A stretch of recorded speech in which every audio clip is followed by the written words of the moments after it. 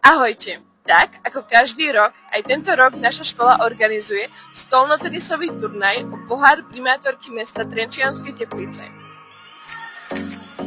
O pohár tento rok zabojuje až 109 žiakov. Poďte sa pozrieť, ako súťaž za nami prebieha.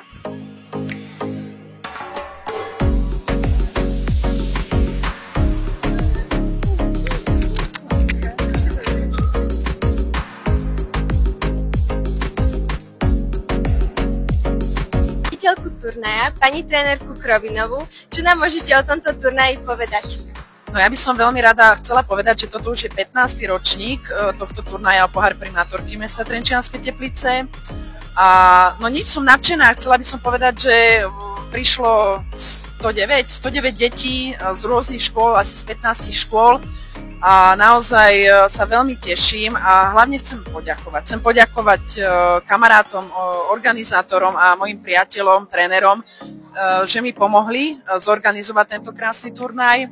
Samozrejme aj nášmu pánovi riaditeľovi, pánovi zriaditeľovi Ježikovi, že tiež nám zabezpečil ceny a občerstvenia a ostatné veci. A hlavne chcem poďakovať vám, študentom a účastníkom, že prišli, že podporili tento turnaj, že si prišli zahrať. Sú tu fakt skvelí stolní tenisti aj z našej školy, Cucor, Doľňanský, Minárik.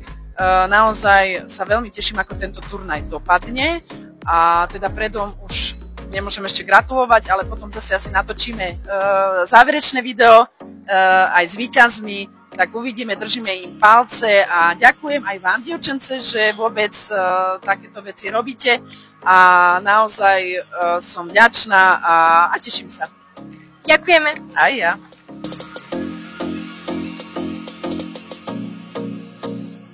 Každá prestávka, keď je možnosť, tak využijeme na hranie.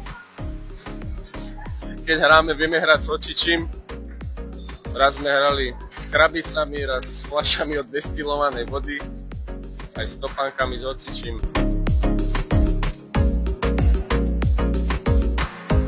Uvidím, pretože naposledy som prehral 3-0, lebo som si narazil prst pri údere, tak som bol v strese, tak no, nemám takú moc dobrú spomienku na toto, ale hádam to už vyhrám konečne.